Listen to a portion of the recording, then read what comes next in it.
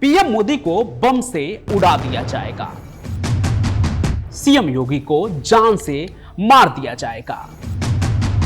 ऐसे धमकी वाले फोन कॉल की कहानी तो आपने खूब सुनी होगी, लेकिन एक बार तो सच में पीएम मोदी को जान से मारने की पूरी तैयारी हो गई थी और किसी को शक ना हो इसलिए इशरत नाम की एक लड़की को हथियार बनाकर गुजरात भेजा गया था। और आपको पता है इन सभी चीजों के पीछे कौन थे? वही लोग जिन्होंने 26/11 के हमले को अंजाम दिया था। और उन्हीं लोगों से एक गहरी दोस्ती है तहव्वुर राना की, जो इस वक्त भारत की गिरफ्त में हैं। उससे सवाल जवाब हो रहे हैं और उसके जवाब में भारत को चोट पहुंचाने वाली इतनी कहानियां मिल रही है कि आप सुनेंगे ना तो कहेंगे कि ऐसे आदमी को तो फांसी होनी चाहिए। और अब जब ये तहव्वुर गिरफ्त में हैं तो उस बक्से की भी चाबी मिल जाएगी जिसके अंदर मोदी जी को प्रधानमंत्री बनने से पहले ही मरवाने की प्लानिंग का राज छुपा है। तो सवाल यह है कि तहव्वुर गिरफ्त में तो है, लेकिन क्या उससे वो नाम भी बाहर आएंगे जो इशरत जहां के मंसूबे में शामिल थे? बताएंगे सब कुछ, बस आप चैनल को सब्सक्राइब कर लीजिए और बने रहिए आज की कहानी में अंत तक। Tahawwur Hussain Rana, Terrorist Tahavvur Hussain Rana. Tahavvur Rana is being grilled by a team of NIA. साल था 2004, देश का माहौल बदला हुआ था। गुजरात दंगों के बाद नरेंद्र मोदी का चेहरा राष्ट्रीय राजनीति में तेजी से उभर रहा था। एक तरफ उनकी छवि हिंदू वोट बैंक के मजबूत नेता के रूप में बन चुकी थी, तो वहीं दूसरी तरफ बहुत सारे लोगों के लिए वो एक खतरा बनते जा रहे थे, राजनीतिक रूप से भी और रणनीतिक रूप से भी।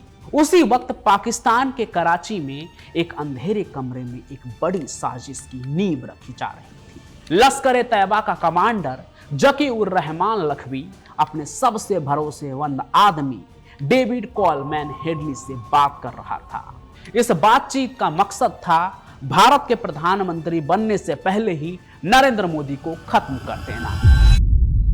डेविड हेडली एक ऐसा नाम जो अमेरिकी पासपोर्ट लेकर पाकिस्तान में जिहाद की ट्रेनिंग ले रहा था। साल 2000 से ही वो लश्कर से जुड़ा हुआ था। उसका काम था भारत में आत्मघाती हमले प्लान करना और इस बार उसका टारगेट था गुजरात का मुख्यमंत्री नरेंद्र मोदी। यानी कि ये उस समय की बात है जब मोदी जी मुख्यमंत्री हुआ करते थे। इस साजिश में एक और नाम धीरे धीरे सामने आ रहा था, तहव्वुर राना। उम्र 64 साल, पेशे से एक डॉक्टर, लेकिन हकीकत में हेडली का सबसे करीबी दोस्त और उसका सबसे अहम मोहरा। अमेरिका के शिकागो में बैठकर तहव्वुर राना हेडली के इशारों पर सारे काम कर रहा था जो लश्कर को भारत के अंदर ऑपरेट करने में मदद दे सके। इन्हीं दिनों हेडली और लखवी के बीच एक नया ऑपरेशन सामने आया जिसे आप ऑपरेशन इशरत भी समझ सकते हैं।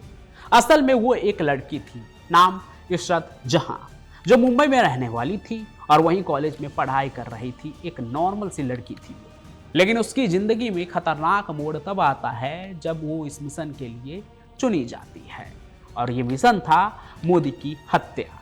लश्कर-ए-तैयबा ने तय किया कि आत्मघाती हमले के लिए किसी महिला का इस्तेमाल करना सबसे मुफीद रहेगा, क्योंकि महिला पर किसी का शक नहीं होता है, लोग शक कम करते हैं महिला को देखकर। यही तय हुआ और फिर इशरत को आत्मघाती मिशन का हिस्सा बना दिया गया। लेकिन 15 जून 2004 की सुबह सब कुछ बदल गया। ये पूरी कहानी ही असल में हुआ ये कि अहमदाबाद के बाहरी इलाके में एक इनकाउंटर होता है। इशरत जहां, जावेद शेख और 2 पाकिस्तानी आतंकी उसमें मारे जाते हैं। पुलिस का दावा था कि ये सभी नरेंद्र मोदी को मारने के लिए गुजरात आए थे, लेकिन इस इनकाउंटर के खिलाफ कई सवाल भी उठे कि ये फेक है। हालांकि उस वक्त तो इस खबर से ज्यादा तूफान नहीं मचा, लेकिन कुछ साल बाद यही इनकाउंटर देश की राजनीति के लिए सबसे बड़ा झटका बन गया। दरअसल हुआ ये कि साल 2009 में एक बड़ा खुलासा होता है। NIA यानी नेशनल इन्वेस्टिगेशन एजेंसी ने जब डेविड हेडली को हिरासत में लेकर पूछताछ की तो उसने चौंकाने वाला बयान दिया।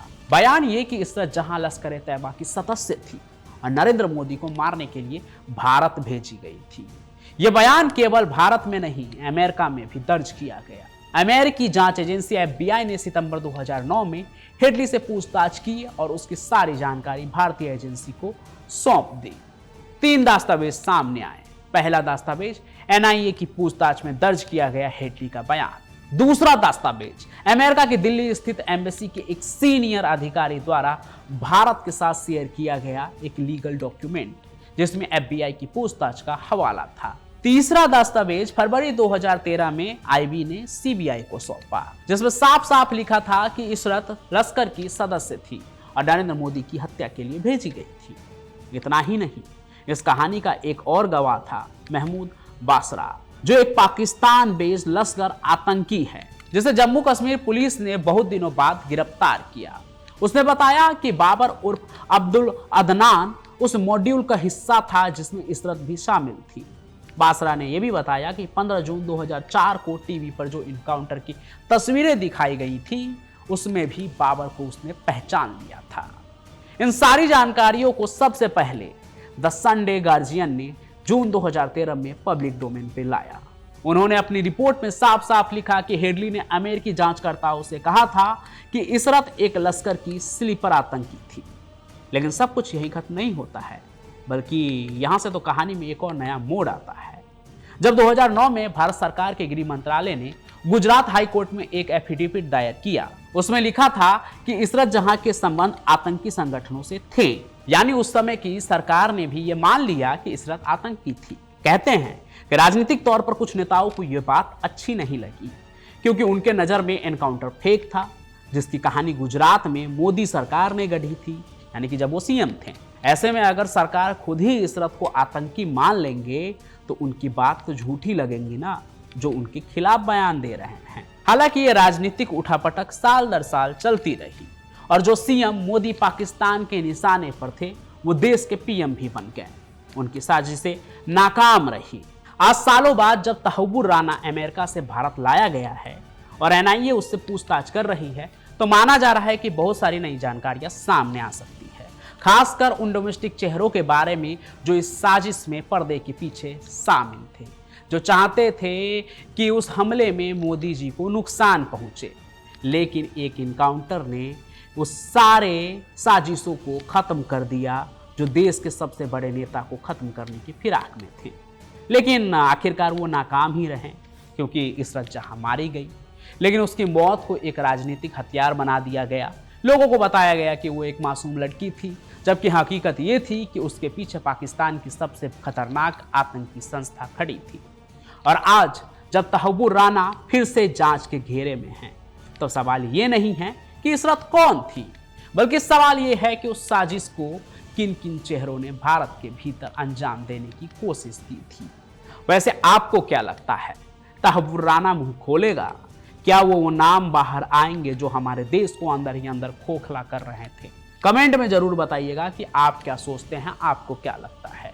बाकी आज की इस कहानी को लाइक कीजिए, ज़्यादा से ज़्यादा शेयर कीजिए और हमारे इस चैनल को सब्सक्राइब जरूर कर लीजिए, ताकि जो भी कहानियां मैं लेकर आऊँ उसका नोटिफिकेशन आप तक सबसे पहले पहुंचे। बाकी मैं पंचम प्रकाश अपनी कहानियों के साथ ऐसे ही हाजिर होता रहूंगा। तब तक के लिए आपका बहुत बहुत धन्यवाद।